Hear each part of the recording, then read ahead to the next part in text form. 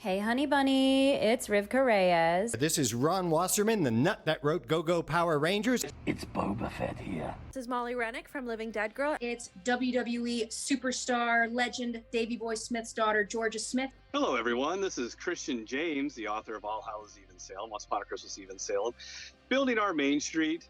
And this is Direct. And you are listening to the Chronicles of Podcast with Tom and Jamie, where we are going to sit and we are going to talk about all the greatness and the wrestling and everything like that. So sit back, relax, enjoy your coffin, sip your blood, and let's listen on to the nonsense that will ensue. What's going on, guys? Welcome to the 74th edition of the Chronicles of Podcast with a very sick Jamie. So can we all give him shitloads of love for this episode, please? Like shit. It might be a very heavy Tom Talky episode because Jamie can't talky. Put it that way. But Jamie, you can use hand signals or smoke signals if you want. I don't know what this is, if you want. But I do believe that these right here, round about there, are the Chronicles of Christian James. Yeah, they are. And it's a doozy, boys and girls. Magnificent. We love a doos. Hit it! But Jamie, let's bring in that piece of resistance. Oh, yes, we definitely should bring in that piece of resistance. Welcome to the Chronicles of Christian James. Oh, yes, Christian James is an incredible author. He was brought to our attention by a wonderful former guest, Michael Aloisi. This man writes kids' books, but with a little horror twist to them. He's got some incredible books out there, all about monsters preparing for Halloween, monsters preparing for Christmas. Those are his main ones. But he's also got this incredible, beautiful book called All About Our Main Street. I'm not going to give anything away about it. I want you to find out in this interview all about his book. And if you're a parent out there, I want you to buy this book because it is absolutely beautiful. It really is. I welled up reading this book. It is that beautiful. So, yeah. And this guy was just great to talk to. He's a huge wrestling fan. So, of course, we had to nerd out a little bit. But, yeah, this is a wonderful one. People are going to enjoy this one. Go check him out. Absolutely. Christian, thank you so much for taking the time to sit and chat to us. We really, really appreciate your time. Loved it very, very much. And we're very excited for people to check this one out. And like Jamie said, go and purchase his books. You will not, parents mainly, obviously, you will not be disappointed. Jamie! Yes, sir. Any final words? Just a massive thank you to our wonderful guest this week. Thank you so much for talking to us. And yeah, you're a beautiful man. Keep doing what you're doing. Enjoy. Absolutely. Ladies and gentlemen, here we go. Ladies and gentlemen, interviewing this week, it's Christian James from his car. Ladies and gentlemen, today we bring you a wonderful author who has dedicated his talent to writing spooky books for spooky children. A man whose website bio made me think I might have been reading about myself. Disney and wrestling, hello. Here to talk all about his wonderful stories in Salem and more. Today we bring you the Chronicles of Christian James. Thanks for having me. I appreciate it. No, thanks for joining us. I know it's going to be hopefully won't be too uncomfortable in your vehicle there. So, but it's a pleasure all the same. Christian, the biggest question that I like to ask everybody at the beginning of each episode is: how was your pandemic season? I know it's kind of still here in a way, but how was the last 2 years?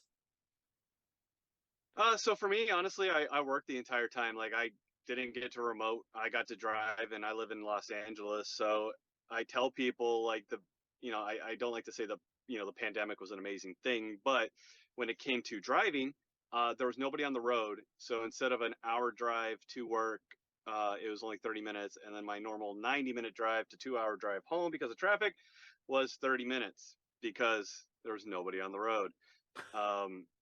But it also caused me to switch over from doing scary movies, scary scripts, scary books to kind of going, man, I don't think I want to scare anybody anymore. I want to try to have fun and do I ended up starting writing kids stories, kids books. But that actually started in December of 2019. And then of course the pandemic shut the world down, Friday the 13th of March 2020. So yeah. great times.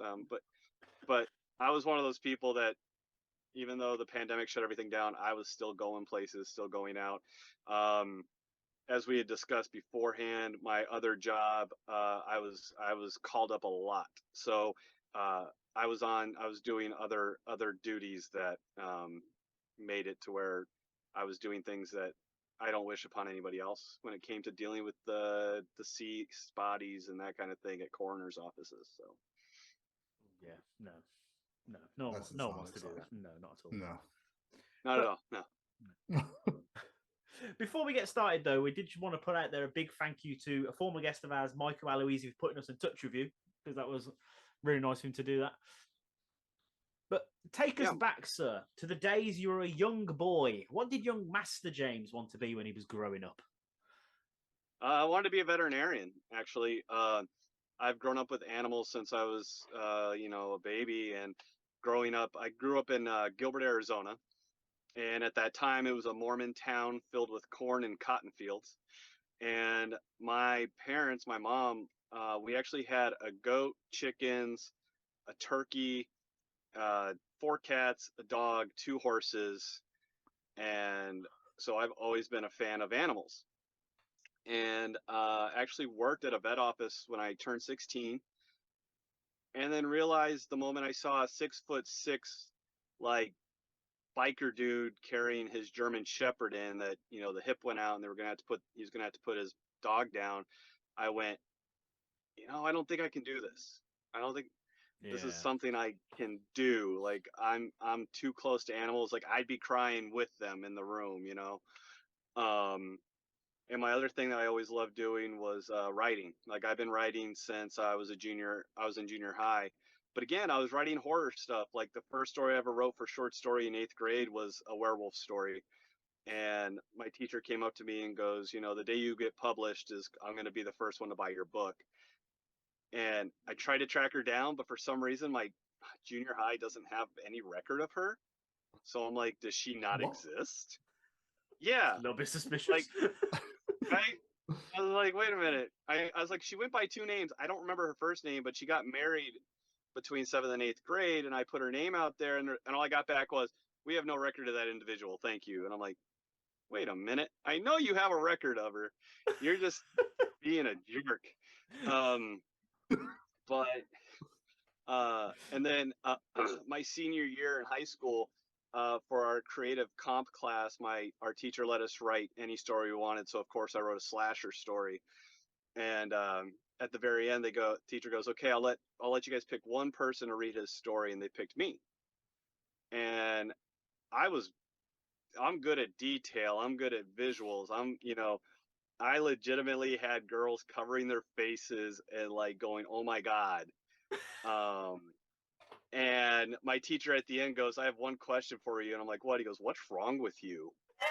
And I'm like, a lot. Like I like had in the house, like one of those, like a large garbage disposal where like he took the girl, and like put her through the large garbage disposal. Had him break the guy in half and stick him in the washer. I got a C on that paper. He said it wasn't original. What? Yeah. There's no bitterness. I don't remember this 20 years later. Mother Hubbard. Like, right. That's genius. Creative. I mean, that's so creative. And like, obviously it's completely off your own back. Like, he didn't actually copy anything, or, it's a completely brand new story. So that's shame on you, teacher. Right. So that was 2002. Like, we didn't really, I tell people, like, back in the day when the internet was brand new,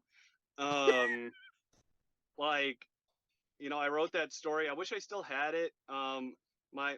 We back then we had LimeWire and Napster, and it gave our computer AIDS, so we lost it. And I'll never see it again.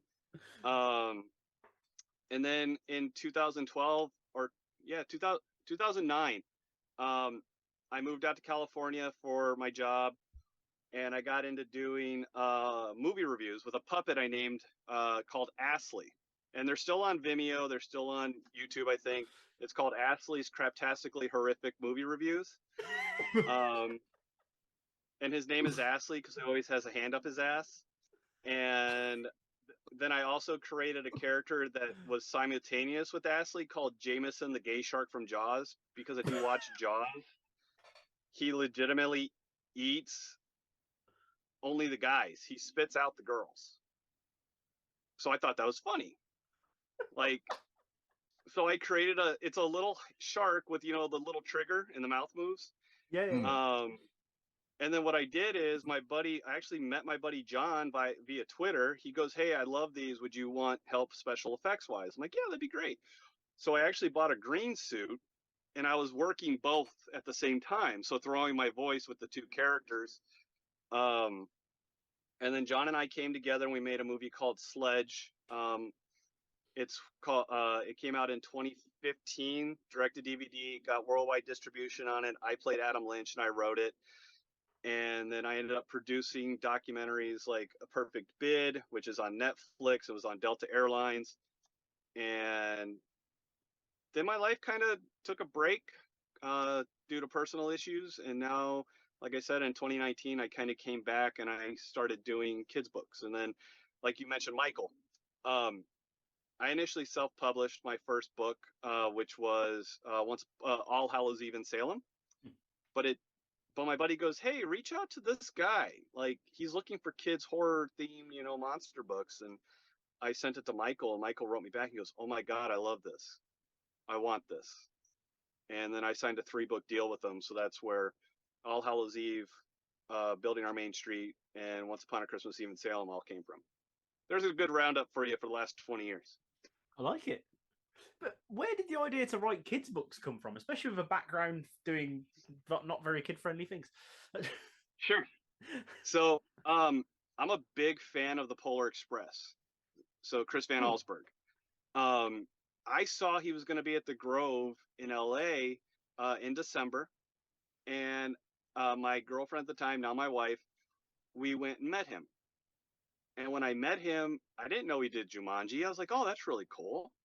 And I looked at her and I go, "You know, I think I want to do kids books." And she goes, "Really?" I'm like, "Yeah, like, why not? It's a challenge, right?" So a week later, I ended up writing my first one. It's called Finding Prancer. But I signed half the rights away to my illustrator, and she's at NYU right now, so we'll get that one out eventually. And then the second one I wrote was Building Our Main Street, which is also released by AM Inc. Publishing with Michael. And we were just leaving Disneyland, and I remember looking up, my wife looked at me and goes, "You know, I really wish like retirement homes were kind of like Disney's Main Street, where you go to a different building and it's a movie theater, it's a candy shop, or it's this," because her grandmother had been in she had hurt her hip and was in like a rehab center. And then my dad passed away in 2018. So I kind of melded the stories together. And that ended up being like my first fleshed out story. And like I said, that got published last July. And we actually celebrated, I have a 7-month-old daughter. So she was a month old when the book came out, and we took her to Disneyland to take with her with the book. And then All Hallows Eve just kind of came to us. We had COVID honeymoon in Salem.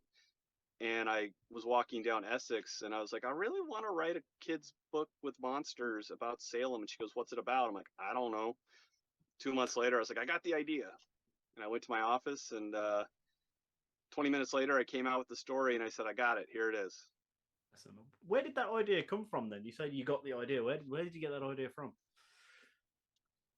So I have a Boris Karloff Universal Monsters bust. And it used to be up in my apartment until I got married, and my wife went, "No." And and now it's back in storage with the rest of my Ninja Turtle collection and Walking Dead figures and everything. But I was just like, I had the idea. I was like, what if kids were getting ready for Halloween? But what if it's the monsters? Like, we never really see how monsters would get ready for Halloween. So I was like, what if Frankie works at the witch house? What if Wolfie, is and he has to howl to start Halloween off? And of course, we got to have Drac, and we got to have Creature from the Black Lagoon, which I named Gilly. They're the Gillies. That's the family.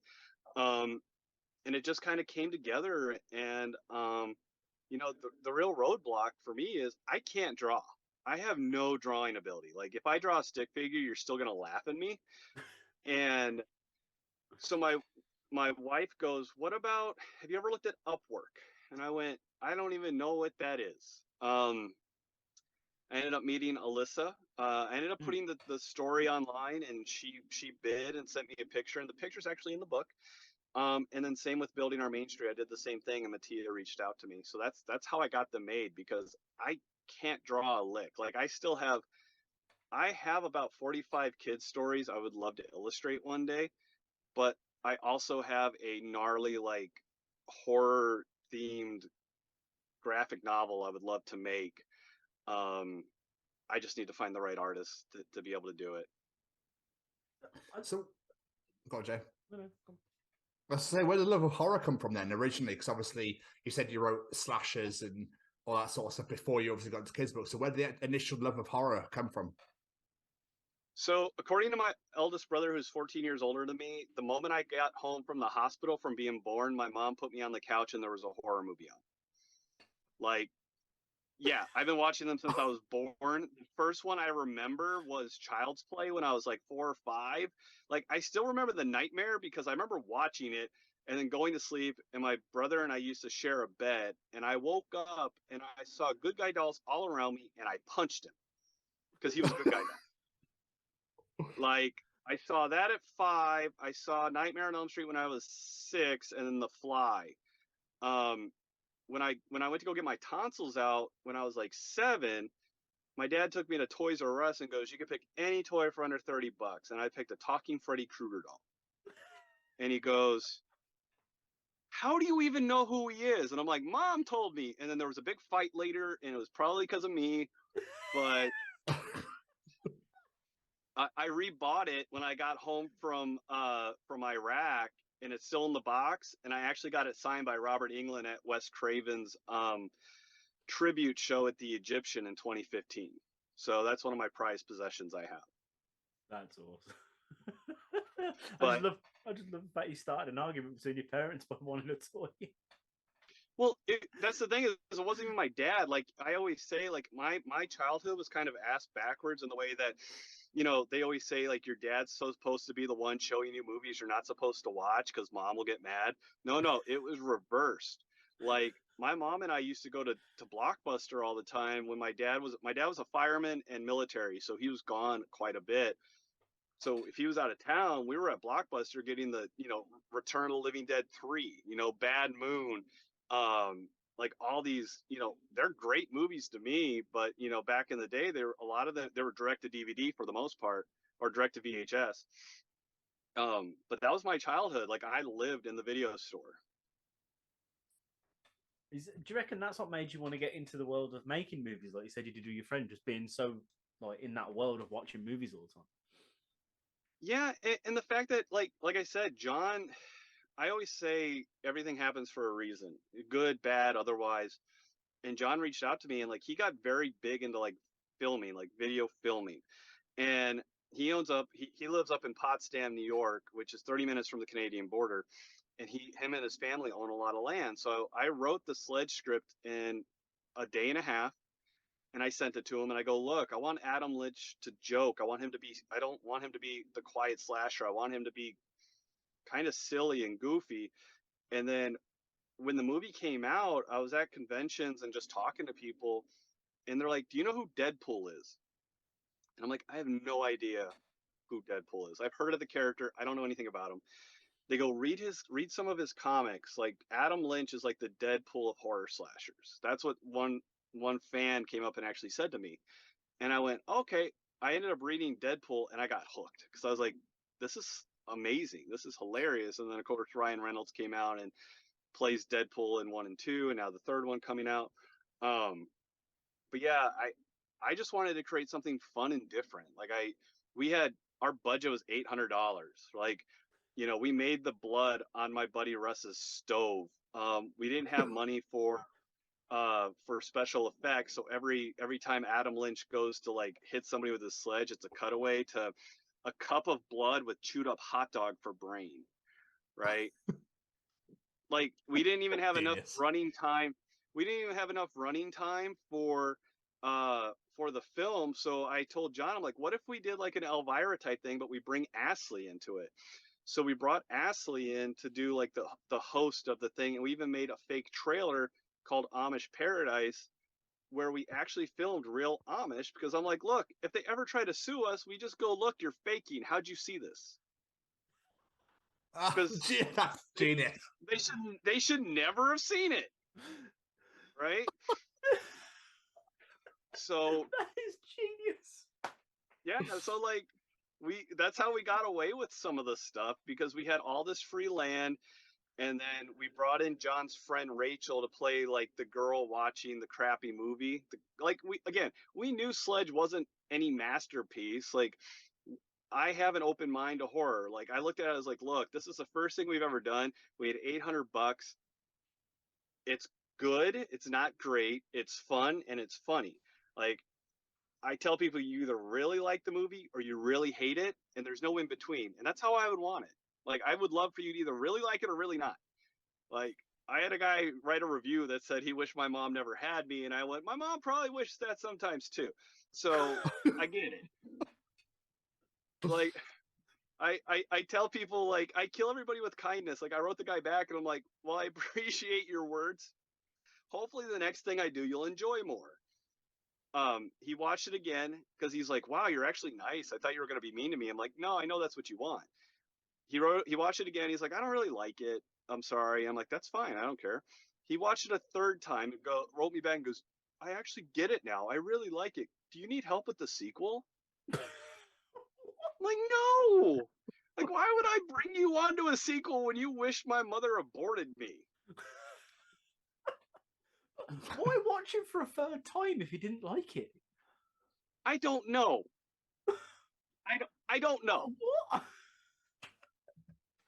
It's like you stab yourself. It's like you stab yourself in the hand once. You're like, nah, that hurt. On the third time, though, it's numb. Yeah, third time it's numb. I'm gonna do it one more time. Let's see. Going back to hello. Oh, there you are, Baxter. There he is. Did I freeze? Yeah, massively.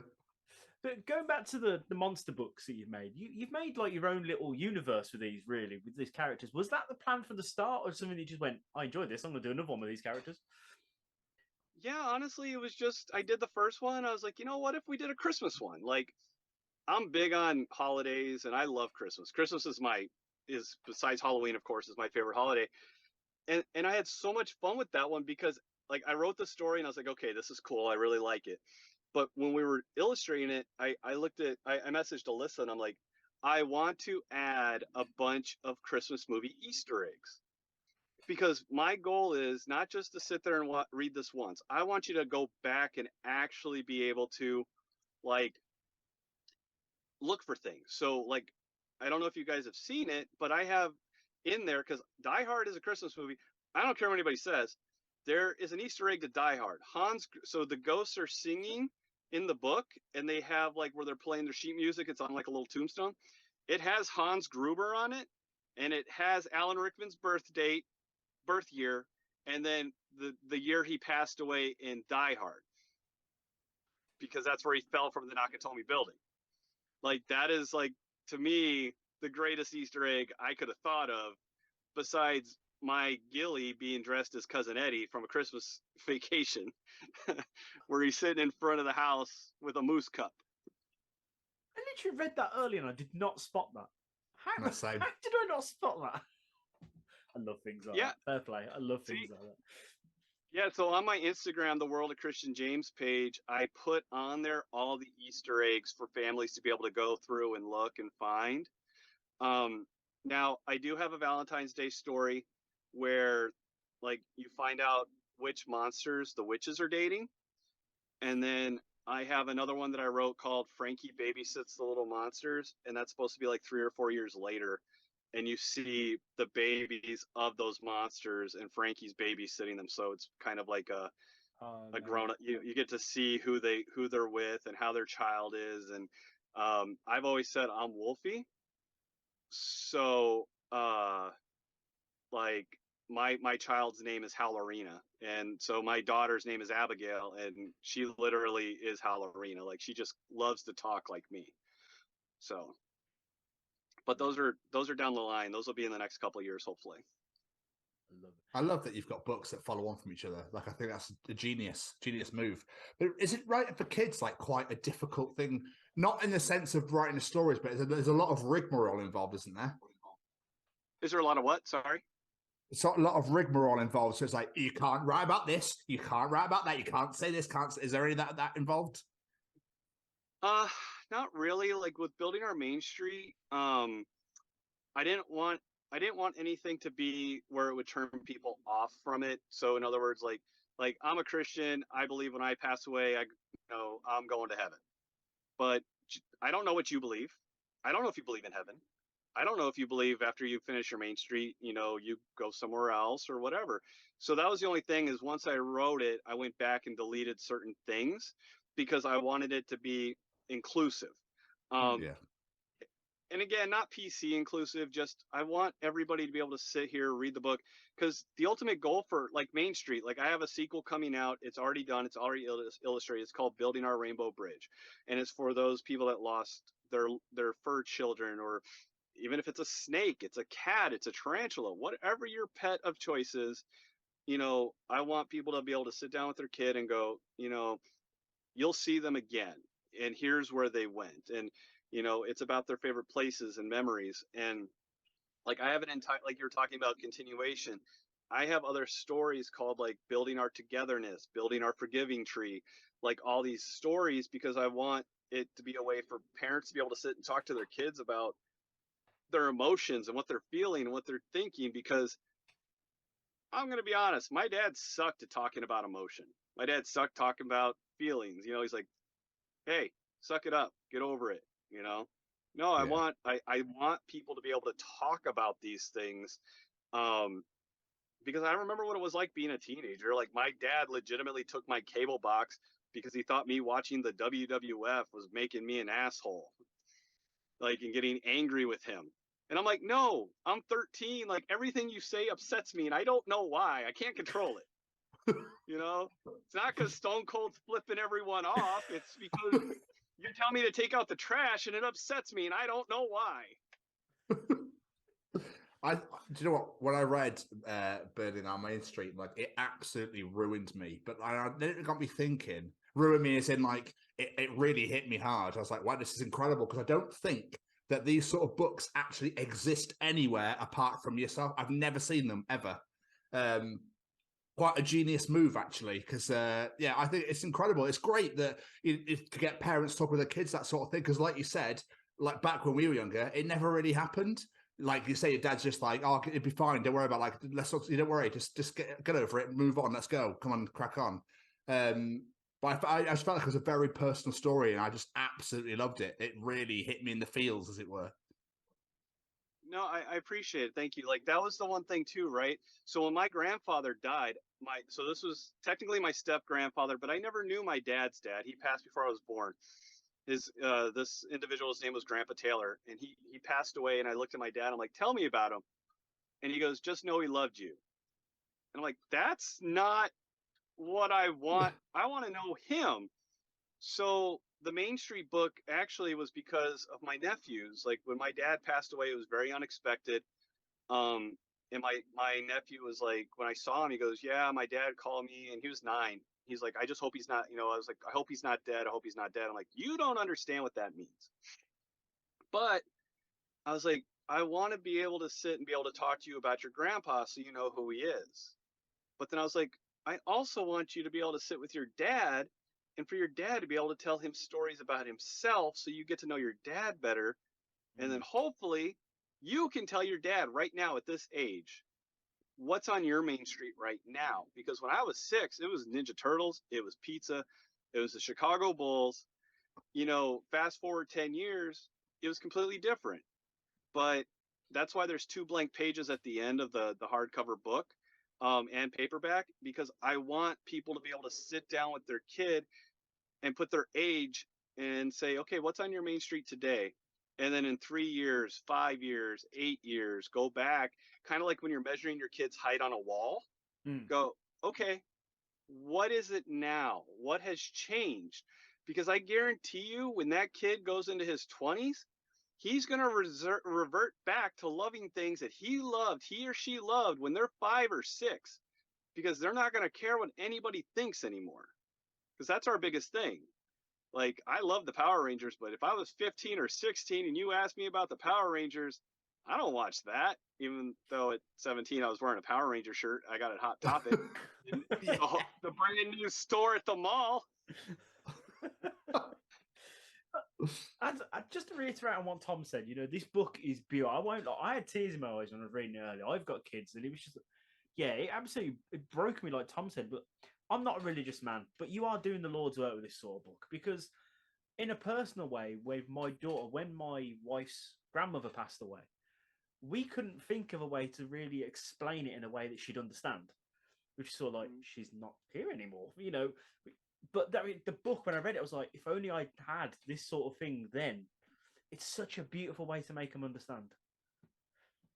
Thank you. Yeah, and like I said, the idea came between my father passing away and realizing there's nothing out there. Because, I mean, if you go on Amazon, like, there are other books, but not really. And that was the thing too, right? Is I wanted it to be something different, unique, and I wrote it. So I wrote it in about 20 minutes, and I texted it to my now wife, and she's my biggest critic. Like, she'll always tell me, like, there's needs more detail, needs more this, needs more that. I didn't hear from her for an hour and a half to 2 hours. I was like, man, it must suck. And finally she gets back to me, and she goes, because she was a teacher at the time, high school teacher, and she goes, I had to step out of my class because I started crying. So I had to go show another teacher, and they started crying. She goes, this is a really, really good story. And I'm like, oh, thank you. I'm like, oh my God, I wrote something good. Haha. So I'm of the mindset of the Kevin Smith mindset, right? Where Kevin Smith is always like, they're like, you're a director. And he's like, yeah, kind of, and same with me. They're like, hey, you're a writer. I'm like, yeah, kind of. Because I don't want it to sound bad, but I write my stories really, really fast. Like, I wrote All Hallows Eve in 15, 20 minutes. I wrote Main Street in 15, 20 minutes. I wrote Building Our Rainbow Bridge in the same time. Like, I have the idea. It's a stream of consciousness. I write it down. I read it once, and then I send it to my wife and a friend to read, to give me feedback if anything needs to change. So, and then it just kind of sits there. Like, I'm trying to find a literary agent, and I sent my stories to a guy that's helping me, and he picked a story from April of 2020. I don't even remember writing it. And he goes, this is your story. This is the one I love. Because he loves Rainbow Bridge and Main Street, but he goes, those are already done. And I was like, and then he sat with me recently, and we went through and redid it. Because I told him, I go, I don't remember writing the story, so I'm not like super dedicated to it. And for me, I just want to be able to help people and help families and help kids, because again, we grew up in a time when I think our dads pretty much didn't show a whole lot of emotion. And I don't want that to be with my daughter. Like, I don't know if I'm going to be here tomorrow. I don't know if I'm going to be here next week. Like, I want to be able to tell her everything I can, and share everything I can with her. Cause I don't want it to be like my parents, where they went to Hawaii and dumped me and my brother off at my grandmother's for a week, and I still haven't been to Hawaii. So I'm like, come on. Right? Like, I understand you want to get rid of us. I get it. We're annoying, but damn, come on, take us with you. Have you had much feedback from parents regarding the book, like using it to help their kids? So that's kind of I think one of the most shocking parts, right? All Hallows Eve in Salem did very well. Like, it did very well. Like, when we self-published it initially, I was shocked. Like, I bought 50 copies thinking they may sell. We sold over like 1,500 copies in a month. Like, I couldn't keep them in stock. So I thought building our main street was going to be something similar. Honestly, it didn't do very well. Like, people loved it. I did a lot of podcast like interviews, and I was hoping, but here's let me put it this way. I've had multiple families reach out to me and tell me that it helped them out a lot. So, and I told my wife, I'm like, look, it's not about money. It's about helping people. Like, if I found out that, my friends have lost a family member, I write them and I go, hey, can I send them a book? Do you have their address? Like, I don't care about the money. I want to help them, their family. Like, if this book could be a way of closing a gap or healing, like, that's what I want. And so I always told my wife, I'm like, yeah, we sold like 6 books. She goes, yeah, how many do we give away? I'm like, about 30. I was like, because I'm not that person that when somebody's mourning, I can't be like, hey, by the way, you owe me $25 for the book. Like my buddy, one of my closest friends, like his grandmother passed away, and I saw him posted on Instagram that his grandmother passed away.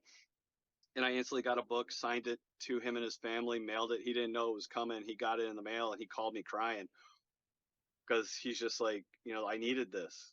And I'm like, I know. He goes, what do I owe you? I'm like, nothing. Share it with your daughter. Like, read it to your daughter and talk to her about what was her great grandmother. Like, tell her stories. Don't let her, it's like the movie Coco. Like, don't let their memory die. Like, share these stories to build upon them. Like, that's what we need, especially right now. Like, I always tell people in America, I'm like, I don't care what your political stance is or what your political party is. Just be nice.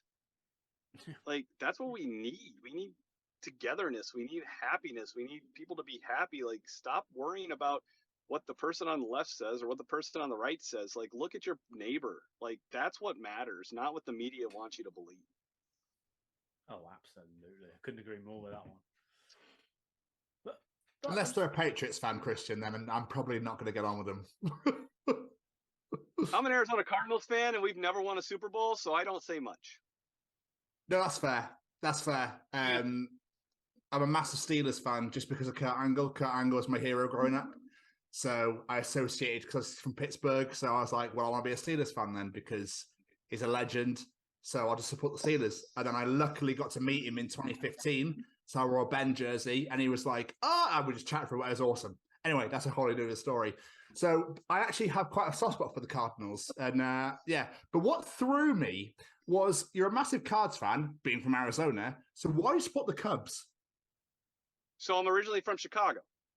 Okay, right. Okay, got you. So one of the things I could talk to my dad about was the Bears. So I did follow the Bears. But in 2005, 2006, they were building the new stadium in Arizona. And I went, you know what? I want to have my own team. I'll still like follow the Bears because it's the family team. So I have stuff to talk to them about, but I want to be a Cardinals fan. And they drafted Matt Leinart. And I'm like, yes, we're on the right path. We got Matt Leinart and Larry Fitzgerald. Well, Matt Leinart went down with a broken collarbone, and here comes Kurt Warner, you talk about Pittsburgh Steelers. So the 2008 Super Bowl, Santonio Holmes, now that they have like super in-depth replay, his tippy toe touchdown at the end of the game, he was out of bounds. But I was actually taking a friend to the airport during that game, and I was listening to it on Sirius XM. And when Fitzgerald caught the touchdown, my phone started buzzing. Like, I'm like, you jerks, you just jinxed them. Now the Cardinals are going to lose. And so when they ended up losing, I'm like, okay. I was like, you know what? I'm a Cubs fan. I'm used to losing.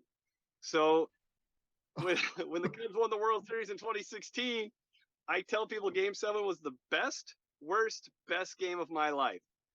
Because you're like, oh my God, they're going to do it. 8th inning comes up, Rajai Davis hits the home run to tie the game. Oh my God, they're going to choke and lose it. I'm not going to be able to watch Major League ever again because the Indians are going to ruin my life. And then they got they won the game. And I tell people, I'm like, I don't care if any of my other teams win. I got to see something my grandfather never got to see. He died at 93, born in 1918. He never saw a Cubs win the World Series. Like, I got to see something that man never got to see, unfortunately, and he was a Cubs fan. So, that's incredible for the fact that you got to witness that, obviously, for him. I've never understood that sport. I've never got baseball. I don't know if it's a British thing, because obviously we have cricket here, which is fucking terrible. But, like, I don't know. I don't know what. I was in Colorado 4 years ago, and a Denver fan was trying to explain it to me, and I was going, I just don't get it. What is it about that game? Because it lasts ages, doesn't it, as well? yeah, it's like 3.5 hours, 3 hours. Okay, so it's the same as NFL. I might have to give it a bash because I don't know. I don't know if it's a ball when you hit it with a stick kind of sport. So I'm a bit like, meh. So when's the new season starting? New season starts. I think it's end of March, beginning of April. That's when it usually starts. Like, pitchers and catchers report on Valentine's Day, which I always thought is weird. It's like, really, you're not gonna let them spend it with their significant other? You're gonna make you show up to Arizona or to Florida? Cool. But the season usually starts around April 1st because it's my birthday, so that's how I always know it. And it's WrestleMania season, which I'll be at WrestleMania this year. So no way. Yeah, of course, Cinderella, isn't it? Yep. I was there last year too. I actually met Kurt Angle there last year at WrestleCon. Mickey James, Trish Stratus, Lita. I still need to meet Stone Cold. Like, that is the epitome of him and The Rock are the two that I have yet to meet. But yeah, baseball, like, I get it. Like, a lot of people don't get it, right? They find it boring, and that's fine. Like, I always tell people, like, it's like soccer or football. I don't care. I can go to a game and I love it, but I cannot watch it on TV. Baseball for me is I have the game on and I'm doing other things. Like, okay. I used to watch the Cubs on my iPad and play a video game because, again, it's slow. Like, I can see what's happening and I have ADD in a way, so I can multitask. Okay. So I get it. Yeah, no, fair. I'm not trying to be a dick about it. Obviously, you know what, for Christian, I'll give it a go this year and I'll see what it's all about and see if I can actually get my head around it. Because quite a few of my friends love it, like absolutely love it. So, first things first, did you enjoy the Royal Rumble? I did. I think let's be honest. Everybody knew who was winning the men's Royal Rumble. Oh, yeah, well, yeah. Like, I'm a huge AEW nut. I was at the first pay-per-view in Vegas when it first came out. I went to the first, crap. Was it All Out in Chicago? Yes. The original. Where Jericho won the title? Yeah. Where Jericho won the title? Yeah. Yeah, so I was there. I dragged my brother. I was like, "You're going with me. Let's go."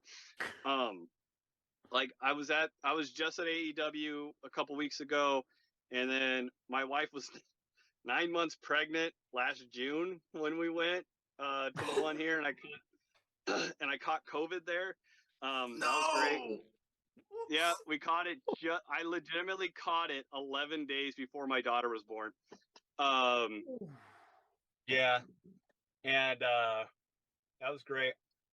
Like, and I tell people, like, man, I was tough. Like, I didn't catch it, and I was working in a coroner's office for 2 years. Like, I was good. Damn AEW. But yeah, the Rumble, like, I thought Gunther, like, man, that dude's a beast. Like, I loved him in NXT UK. I really hope they push him. Like, he is awesome. The women, I love the fact they let Rhea and Liv go all the way to the end. I'm a big Liv Morgan fan. I really wish they would have let her win, but I knew they weren't going to. When Nia Jax came back, I think a lot of us went, "Oh no!" That's exactly how I reacted. Because she hurts people. So then, and then the end with Roman and like legitimate, like, I knew it was coming to the end, but I was hoping it wasn't yet. I wanted to see it go longer. Yeah, I loved Sammy Uso.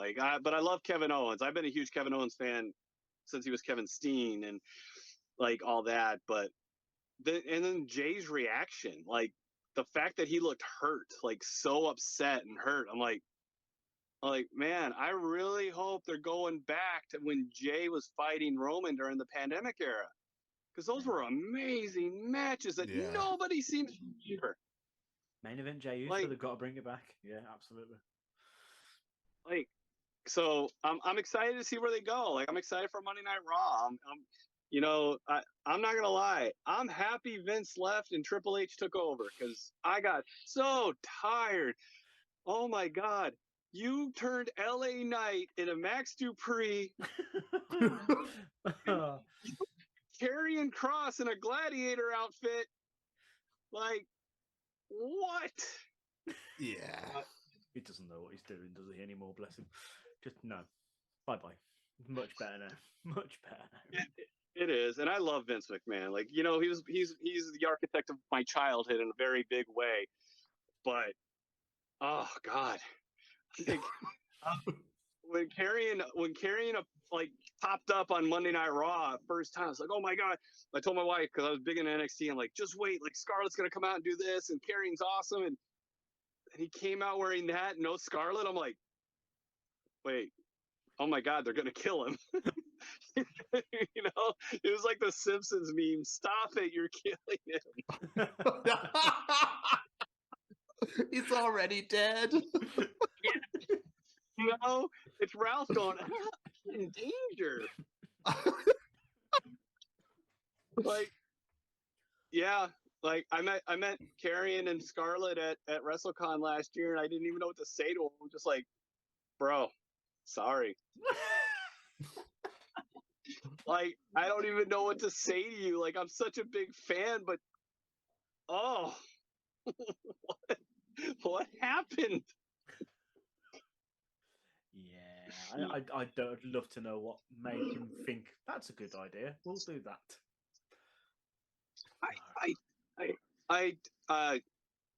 Yeah. I mean, but again, like Karrion's back and they're jobbing him out too again. So I'm just like, I don't know what they're doing anymore. Like, I'm like, maybe just have Karrion go away for a while, have him come back as a complete beast. Like, I mean, I understand Ray won on a roll up, but still, it's like, nobody cares. No, that's the problem. What'd you guys think of the Rumble? I really enjoyed it. Like you said, predictable winner, but really enjoyed the match itself. See, I wanted Sammy to be in it and to win it. I wanted it to be down to Sammy and Cody, and everyone thinking Cody's going to win, and obviously just missed it by that much, sort of thing. And have Sammy win the Rumble, then be like, "Oh, what's going to happen? What they're going to do now? Oh my God!" Well, yeah, because Ray never technically entered, so I was hoping like there was going to be like a random 30th pick, like or like Sammy pops up. But I think WWE is kind of currently in a bit of a pickle because it reminds me of Daniel Bryan and also the Kofi Mania situation where, yeah, congratulations, you're Golden Boy Cody Rhodes.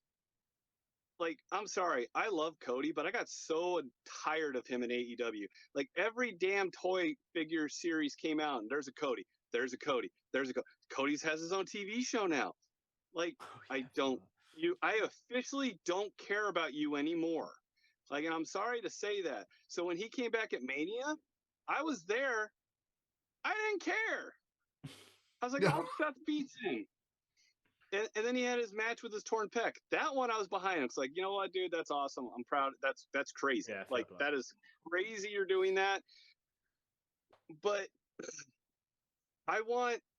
Sammy has the story. Sammy has the heart. Like, so right now what I'm thinking is they keep talking about Roman wrestling 2 nights.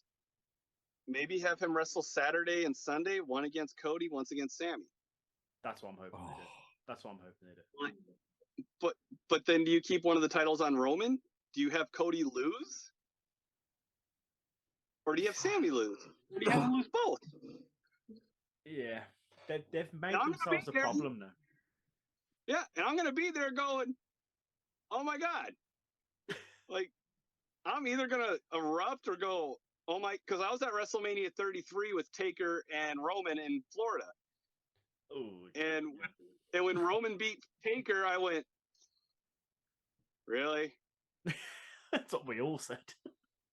Like, I was like, this sucks. But you know, the Hardys came back, and I lost my mind. Yeah, that was I was like, amazing. that's.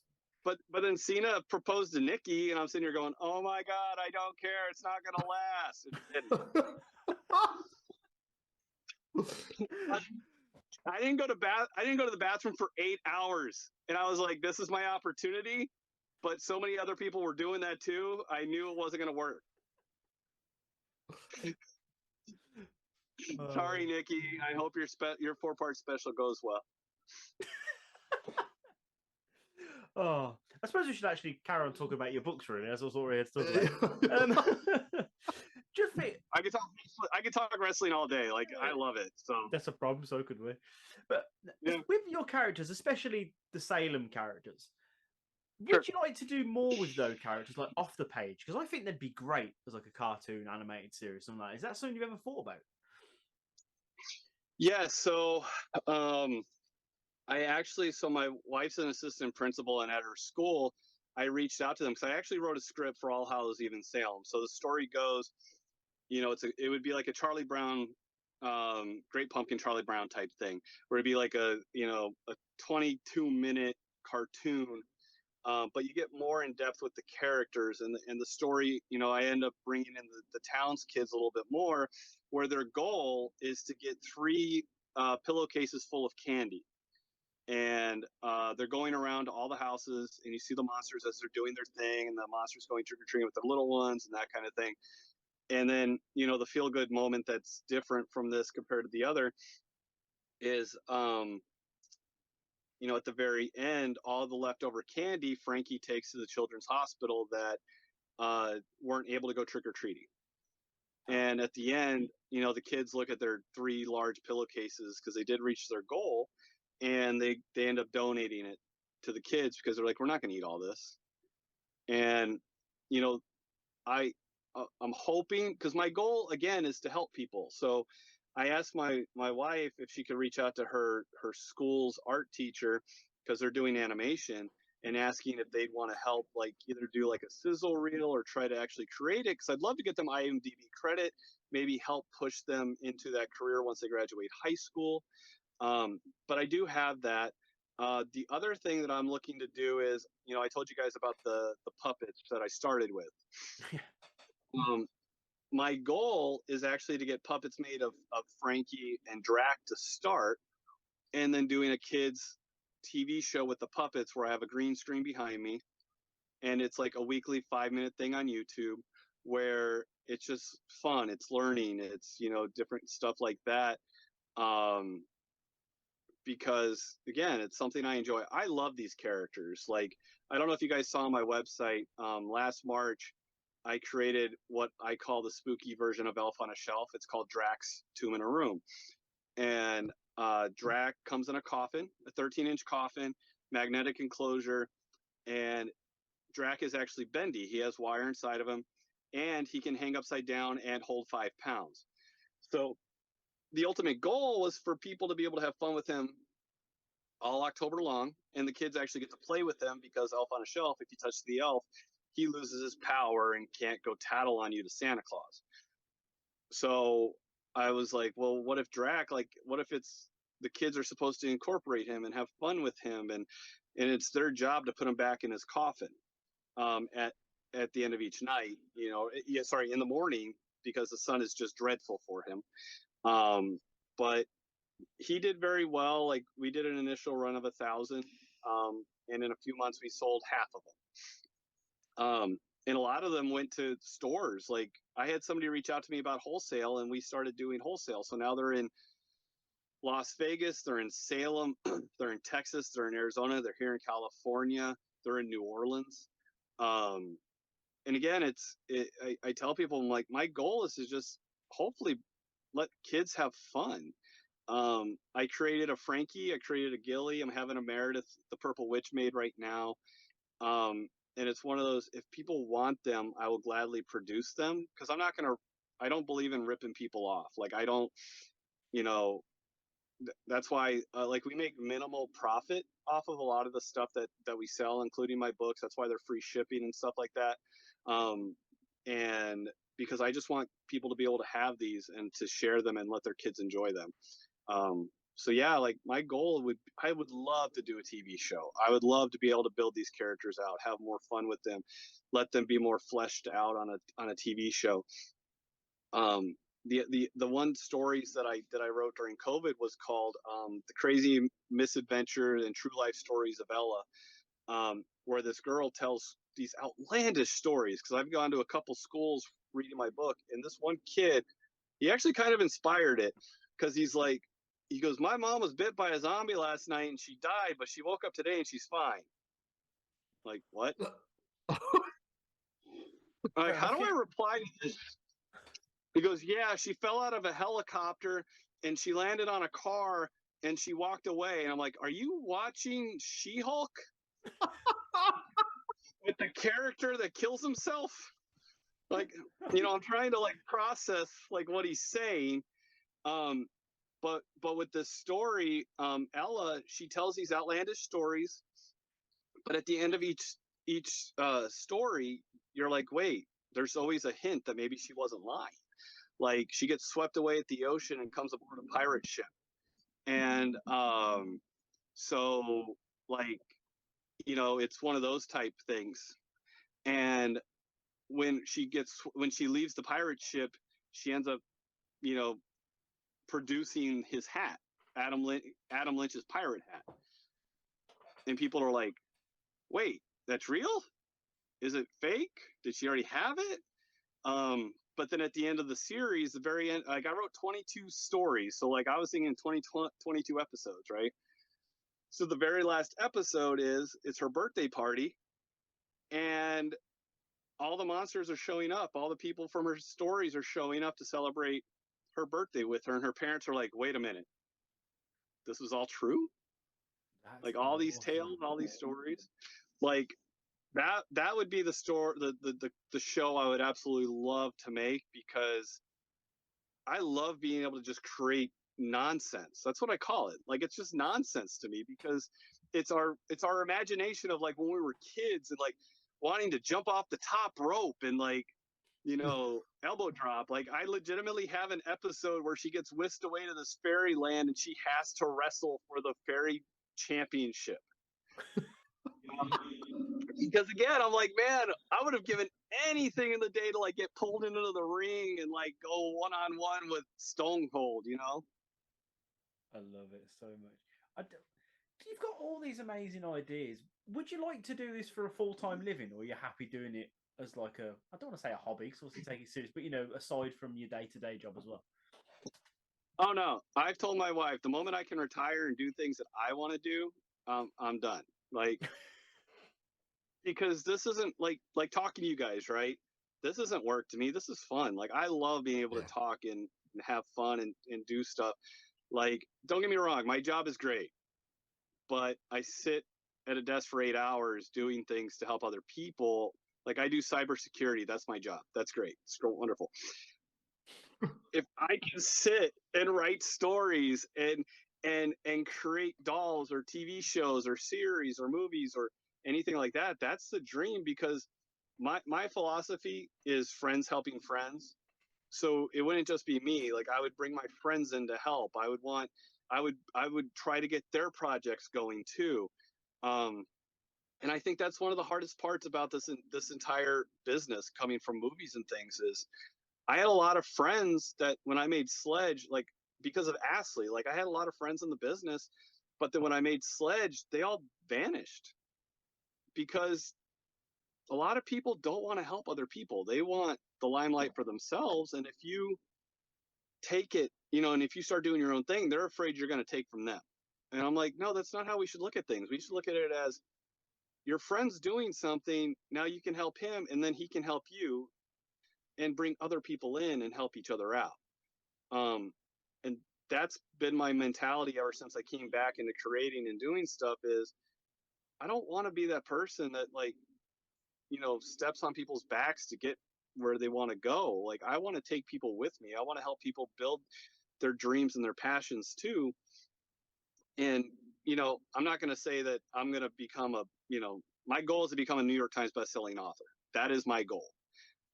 And I would love to be able to help other people, you know, reach that goal as well, or help them on their path. I had a buddy of mine reach out to me. His book is called Emma Stein Rocks. And I love his book. And it's a little girl Frankenstein character, and it's amazing. And I promote it everywhere I go. I wear his hoodie. I have his doll. Like, my goal is to get people interested in his stuff too. And, you know, I tell people, I'm like, what? Just because we're both doing scary horror stuff, why can't I help him? And vice versa. You know? So, like, and he keeps running into Danhausen, which is awesome. So, yeah, like, go to his page, like, Emma Stein Rocks. Like, he's with Danhausen and Ethan Page and Brody King. And I'm just like, what? Where? How? That's awesome. Amazing. Christian, I find you massively inspirational. Like, it's Absolutely. so rare to meet somebody that's like, yeah, but I want to help you too. You know, I want to do this for the children. I want parents to talk to their kids. It's just, I don't know the words really. Like, I guess I'm just speechless. But I think you're great. I think you're a massive inspiration to people. And I really hope all this shit takes off, because yeah, this could help a whole new generation. You know, with mental health such a massive thing this day and age now as well. You know, we need people talking, and you've opened up that door for people to talk to kids as well about it. You know, how are you feeling? What do you want to talk about today? Like you say, about what's on your main street.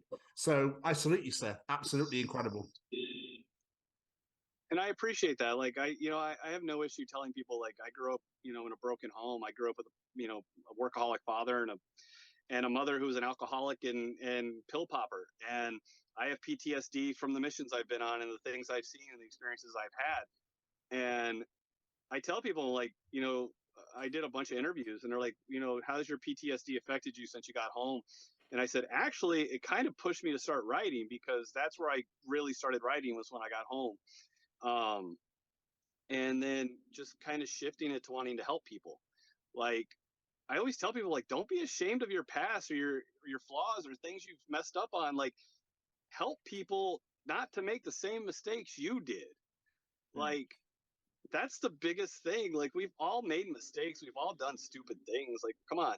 Like, I grew up watching Jackass, and I wanted to do some of the things they did. Thank God I didn't go to the extent that they did, because I, you know, possibly be in a wheelchair. But yeah, like, that's the biggest thing is I just tell people, I'm like, look, you know, you can get where you want to go. Please just don't step on people doing it. Like, help each other out, like, work as a team and get there together. Because I think that's what matters. Is at the end of the day, we're not making it out of this alive. And you know, I wanted my funeral people to come and enjoy and be able to tell stories. Like, when my dad died, one of the stories that, you know, somebody came up to me and told me, he had a watch. And he goes, you know, I've had this watch from your dad for 20 years. And I go, I don't get it. He goes, I'm like, why? He goes, I was at work and my watch broke and I didn't have money for another one. Your dad left and came back and threw a watch at me and said, here. He goes, he didn't have to do that. I've kept this for over 20 years. And I'm like, that is a lasting impression and a memory that I forever want people to have. Like, I met Rowdy Roddy Piper before he passed away at a convention. And that dude, like, I walked up to him, like, shook his hand, and he put my hand between both his hands and just talked to me. And I tell people, like, that's what I want. If somebody ever comes up to me to talk to me about my stories, my books, I want them, if my stuff matters to them, I never want them to feel like I blew them off or I didn't pay attention to them. Because that would have killed me if that happened to me with, you know, one of the people I looked up to. Yeah. So just, you never know who's watching. You never know who's going to be there. So just be nice, be kind, be generous, because at the end of the day, like Kevin Smith said, I can stop and take a picture with somebody and maybe get 50 likes, but I guarantee it, that one person that I don't stop and be nice to, that's going to get 5 million. And I don't want the 5 million that way, right?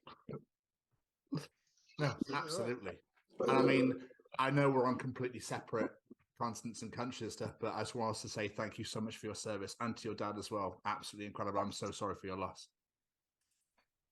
You know, it's okay. Like, I got to tell him I loved him that morning. He ended up, it was weird. Like, he got sick, and then he had like come to find out he had a very rare heart virus. And this happened in 2018. So when COVID came out, I was like, was it around back then? Like, did it just, so yeah, it's one of those things. Like, he was 63, and, you know, I always say, like, he wasn't sad to go, because he was one of those guys that was like, birthday, you know.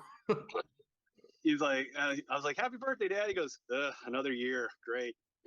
I'm over here going, yay, I'm 38, I'm gonna be 39, woo, you know. And he's like, you know, the opposite. So that's why I always say, like, I'm thankful I got to tell him that morning I loved him.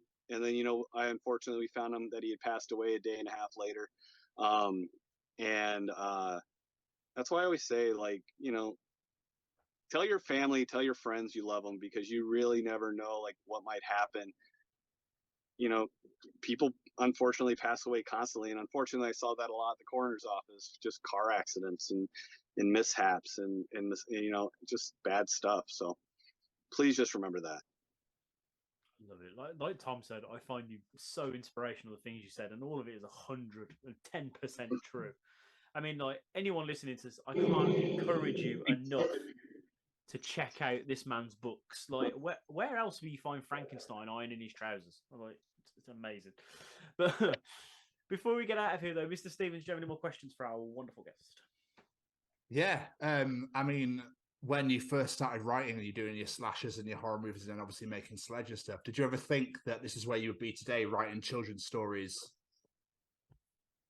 No, never. I actually was sitting working with one of my buddies, and uber Christian dude, like the epitome of uber Christian dude. And I looked at him one day, I was like, hey, because he's like, I will not watch your movies. I will not congratulate you on distribution, nothing, because I don't agree with it. And I looked at him, I was like, what if I ever made like a kid's book or did something like that? And he goes, I could not support you knowing what you had done previously. And I'm like, you make it sound like I did adult movies or something. I'm like, all right. And then it opened up the conversation of going, wait a minute, Jesus is all about forgiveness and like growth and all that. So him and I had a 4-hour discussion because he was stuck with me for 4 hours. Well, guess who bought a book when my kid's book came out? He did, because he apologized. And he remembered our conversation. Because that's the thing, too, is I tell people, I'm like, look, I will have a conversation with you. And I go, as long as you don't get mad with me, call me names, get upset, like, let's just have a conversation. Let's find out why you feel this way or this or this or this. And I think that's always the best route. And you were talking about Frankie ironing his trousers. Did you guys ever notice behind him that Mary Shelley's behind him on the wall, like on a frame? That's his mom. I'm reading these books again. I feel like I've missed loads of these little things. Yeah, there's his list of like things to do list, and one's shine bolts, and then over in the corner Mary Shelley. Then in the witch's room where she's looking at the broomsticks, we have the hocus pocus brooms, we have the mop, the vacuum, and the broom, and then we also have the eye on one of the brooms, and we have the Nimbus 2000. Yeah, I'm definitely reading these again because I miss these. You don't really expect to look out for these sort of things, though, do you? So. No, and that's the fun part to me is I like that. That's the thing is I get messages all the time about All Hallows Eve in Salem and Once Upon a Christmas Eve in Salem, just parents telling me like my kid loves your book and I still have to read it to him every night. You know, and if you guys ever want a signed copy or whatever, just let me know. Like, if people ever want a signed copy, you know, and if you buy it on my website or whatever, or if you ever catch me going anywhere, you bought it on Amazon, whatever, just bring it. I'll sign it. I'll personalize it. I believe in personalizing everything to the kid, the person, and I try not to rehash my messages. But when I was in Salem at the BizBaz in October, like we brought 135 books because we weren't really sure how it would do. I sold 125 books in the first 6 hours and had to shut down for Sunday, so I had something left. And then I was done by the next day, an hour later. Like I had nothing, so I just walked around Salem because I had nothing else to do. So when I tell people like I'm thankful and they message me, like, I check in with these people, and then I also do free voice messages as Drac for kids. So like my voice that I do for Drac technically is kind of the same voice as Astley because I love the voice. Um, it's hey, this is Drac. I'm calling you to tell you did great on your test today, and I'm very proud of you. Now continue to study and do wonderful things, you know. And then the other thing that we did over Halloween time was we did a thing called Write to Your Favorite Salem Monster, and each kid got back a personalized letter, and I would handwrite, or not handwrite, but I had different fonts for all characters on my computer, and I would write them each a new message, sign it as the monster, and then I actually bought a seal from my All Hallows Eve Salem symbol, and I would wax seal it to the kid from the monster. And all we asked for in response back was a stamp. Everything else was free. Because again, I wanted something for the kid to get in the mail, a letter from their favorite monster, to them, to personalize from them. And I did Drac, Frankie, Wolfie, Gilly, and Meredith the Purple Witch, and Nicole the Green Witch. So you are awesome, man. Like you are absolutely awesome. I fucking love it so much. People could learn a thing from you. I love it so much. But before we let you get out of here, have you got any plugged social medias, websites, people where they can go and buy your books? Sure. If you want a signed personalized copy, it's worldofchristianjames.com. My name is Kristian. I have Building Our Main Street, Once Upon a Christmas Eve in Salem, All Hallows Eve in Salem available. I have the Drax as well. For UK stuff, I do end up, if you want one, I usually go through PayPal with that because I do add $10 to help with shipping because shipping's usually like $20, $25. That's just to help us out. That way we just break even. But I don't mind doing that. Social media, Instagram is World of Christian James. That's where I do a lot of my posts. And like I said, once I get the puppets of Frankie and Drac, I'll start doing some of that stuff again. It's just fun, free stuff for families to hopefully be able to enjoy. My wife wants me to actually write the scripts for it because I'm very big on improv, but then I also have to remember it's not Astley where I can just kind of go off on a tangent. So back in the day, like if I was doing the Astley and the Jameson videos, in my voice, like I'd accidentally do the Astley voice with Jameson, I would have them make fun of me. So I can't really do that now. So I need to because I don't think Drac and Frankie are going to belittle the person doing the voice like I would have him do. So that's kind of the next thing is just creating like 3 to 5 minute videos. But you guys are more than welcome to reach out to me, message me, direct message me. If you guys want a voice message to your kids from Drac, let me know. I also do Frankie. I've been working on his voice. Wolfie is very gargly, so my wife makes fun of me with Wolfie. And then I'm thinking about just opening up the letters thing year round because to me it's just fun. Like, if your kid does well, why not have them write to the monster and they can, the monster can write them back and build them up and that kind of thing. And then, in the Once Upon a Christmas Eve in Salem, we have Santa Drac, and I thought about doing that for Christmas. So maybe next Christmas we'll do Write to Santa Drac. That'd be awesome. But then I need the parents' Instagram to let them know, like, hey, this is what they're asking for, So, just fun stuff for families because I think I tell people like it annoys my life that I can go on Cameo and have to pay like $50 for a voice message. Like, I'm not charging you. I don't want to charge you. I don't want to charge $5 for something that's going to make your kids smile and make them happy. That their favorite monster is saying their name and like sending them a special birthday message or Happy New Year. So And I just appreciate you guys having me. Like this has been a lot of fun, and thank you for just letting me blabber on for an hour. No, we love it. It's incredible having you on, Christian. Thank you so much for your time, man. Like, we've absolutely loved it. It's been great talking to you, and yeah, excited to get this one out, really. Yeah, and if you guys ever want me back, let me know. I'll come back and we can chat wrestling and movies and whatever you want. That sounds So perfect. fun. Love it. Yeah. Christian, my friend, thank you so much. Really appreciate you taking the time out to sit and chat to us. We've really enjoyed it. Yeah, me too. Like, let's stay in touch, guys. Hit me up on Instagram and whatever, and we'll talk wrestling and everything like that. Like I said, I'm excited for WrestleMania season, and I'll send you guys pictures from my seats. Oh, Yes, yes. absolutely. Yes, please do. Please do. And I hope you have a good rest of the day, my friend. And I'll hit you up on the old socials after we get off this. Perfect, guys. I appreciate it. Thank you so much. No worries. Thank you Take care, very much, my man. friend. We'll speak soon. Take care. Take care. Yeah. Bye. Bye. Bye-bye. What an absolutely amazing conversation. What an incredible guest. I really love talking to this guy. Like, absolutely beautiful. And I have to say a massive, extra big thank you to Christian, because after we had this conversation, he actually decided to send some books for Olivia. So we got All Hallows Eve in Salem, All Christmas Eve, the Christmas Eve in Salem, and the one we talked about earlier as well, Building Our Main Street. This book is absolutely beautiful. If you are a parent out there, I cannot suggest enough to go get yourself a copy of this, because it is a great way of dealing with loss and teaching kids about loss in families and whatnot. And the books he's bringing out as well, especially can't wait to hear about and see those.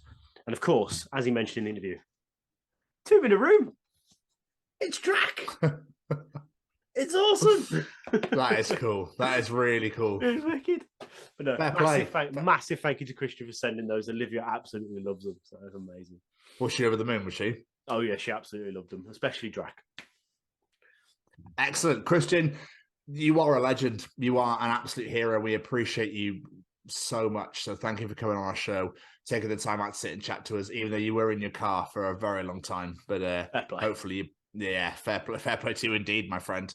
But we look forward to catching up soon, and we really hope that everyone enjoyed listening to it as much as we did recording it.